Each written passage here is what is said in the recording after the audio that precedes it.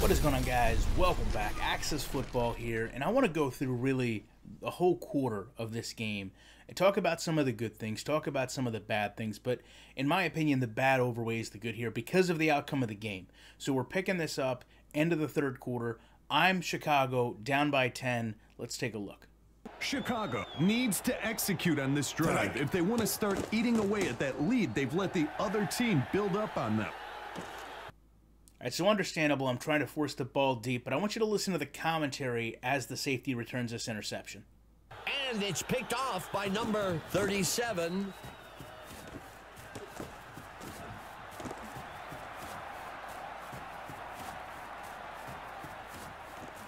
Touchdown!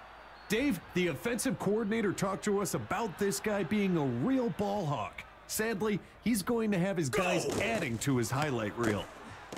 So we did try to make plays stand out, but these extra points are just way too high, and here it's going to lead to a miss. Just barely missed it. Green Bay. That signals the end of the third quarter. The Axemen with the lead. 29-13. Fielded at the 1. Tackled after a return of 35. The offense needs to get to work here. They've got an uphill road ahead of them to retake the lead and would do well to get things rolling now. It's basically right back to the same play that got intercepted. I want you to note the clock here. 2 minutes and 45 seconds in the fourth. The pass is caught by number 17. That will move the chains. First down. Chavez dropping back. So I snapped the ball 10 seconds later. We went from the 36-yard line down to the 26-yard line on the opposite side of the field. I really hate that this defensive back stops right here and gives up this big yardage play because it really helps turn the tide. Sparks on the reception. First down. First and goal. Drops back into the pocket. Fires. I also don't like how this whole triple coverage interaction works out, but we'll also have to keep in mind 20 seconds ago we were on the other side of the field. It's caught for the score. That was a great short strike into the end zone for the touchdown. It's up. And it's good.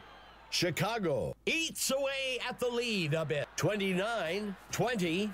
I suppose no comeback is improbable, but don't say that to the fans who are already to their cars. So kind of another situation here. I worked on the commentary a lot. I wanted kind of these foreboding comments, and you hear that when the game gets it right, it really does sound good, but it still needs to work on how seamless it is. Makes the return up to the 28-yard line. Green Bay has built up a nice lead and should focus on extending this drive as long as possible to eat up that clock. You know, and again, to go back to the commentary, talking about the clock management, and yet here the offense comes out in a pass. Now, granted, the quarterback's going to run for the first down, but it really shows the commentary saying one thing, the game's doing another. The quarterback decides to run. He's tackled. First down. Red 23. Also, just want to point out the 2-minute warning should be impacting the game somehow right now, and it actually doesn't register at all. Red 23. Set tonight. Robinson takes the handoff. Blue 47. Blue 47. I also think it's strange they only used about 11 seconds here. And again, when you pay attention to this, you kind of get that foreboding commentary. Blitz coming on from the... He fumbles the ball.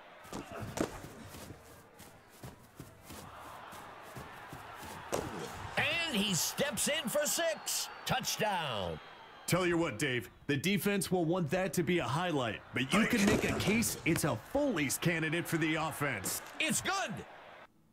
So again, you know, I like to hear kind of that Foley's comment. I brought myself pretty much back in this game, but you do also have to keep in mind, 1:38 seconds, they're going to get the ball back. We have to focus on clock management and running the ball here. Chicago reclaims some lost ground. 29-27. Green Bay has a great chance to respond with this drive coming up and make this a two-possession game. Fielded at the 1. Makes the return up to the 23-yard line. Green Bay has a one-possession lead going into the drive. Let's see what they can do with it. Black 21. Black 21. Strike. The QB makes the toss. And he won't make it very far before being dragged down by Mack. That gets us to second down. Green 46. Green 46.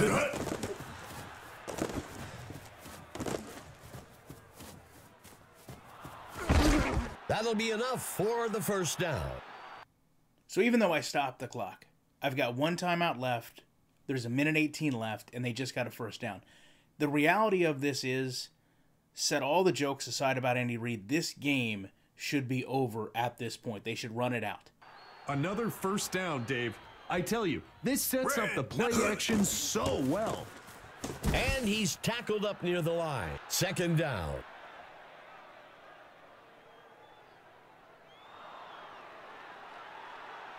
Hike. The QB hands it off. That will bring up third down. Games are won and lost on third down.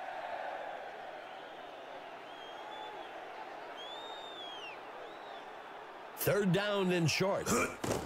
Number 12 hands it off. That was a great pickup on third and short. Exactly what the doctor ordered.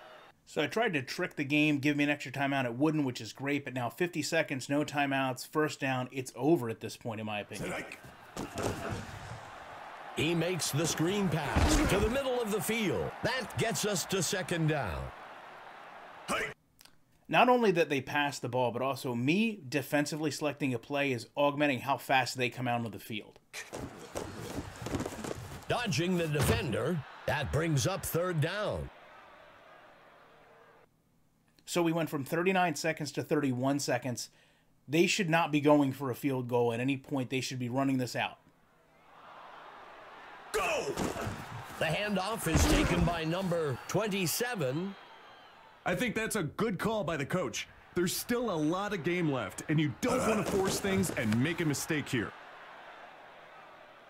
It's good. They convert from 47 yards out. Green Bay widens the gap a bit with that score, 32-27. Green Bay tacks on to their lead. We'll see if their opponent can swing things back around on this next drive.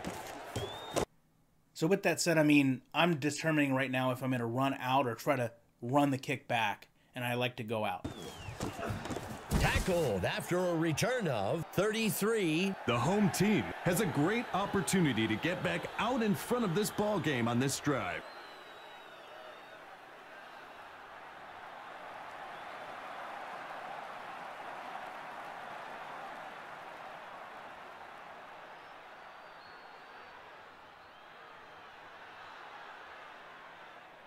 The Lakehawks. So you see here, they come out of man coverage. I show the alignment to look at where the receivers are. They should have safeties helping over the top, and they don't. Starts the drive from the 34. And right there, when the safety bites and goes to the left with the B receiver, that's when I know it's going to be a deep pass that has a real potential of being caught. I don't know why that safety would ever bite on anything. They should be dropping back and doing nothing but keeping the play in front of them. Hurls a pass deep to the right side of the field. And he steps in for 6. Touchdown. I do want you to just pay attention. Soto was the player that caught this touchdown that wins the game. That's going to be important later. That was a great short strike into the end zone for the touchdown. It's up. It's good. Chicago will pull ahead with the score. It's that time again to select the Mike Steele stud of the game. Mike, who do you have for us today? For me, it's got to be Soto for Chicago.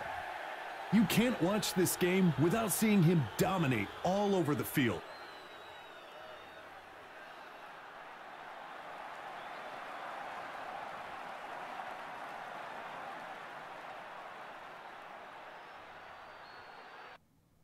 So again, you know, some of the commentary does need to be refined, but I love the fact that this game went and picked the player of the game that actually was the player that caught the game-winning touchdown. But setting that aside, there's so many reasons why the game should have been over and never give me that opportunity. I'm not going to tell you that it wasn't an exciting game. I'm not going to tell you it wasn't a fun game to come back and win, because honestly, being the person holding the controller and doing it, most certainly was. It was a very improbable game to come back in.